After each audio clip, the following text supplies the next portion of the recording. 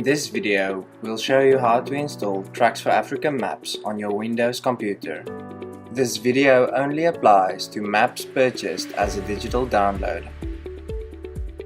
Here's the list of videos you should have watched in order to proceed with this tutorial. The links are in the description. At this point, you've purchased Tracks for Africa maps on our online shop, and we've sent you a download link via email. Firstly, you'll need to click the link in the email we've sent you. This will download the Tracks for Africa maps to your computer.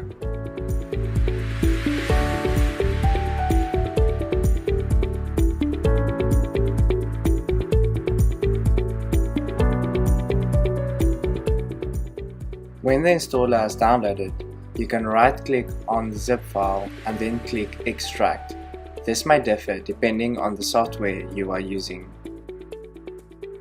Simply double-click the extracted installation file to start the installer. A step-by-step installation guide will now be displayed on screen, which you can follow to install the Tracks for Africa maps.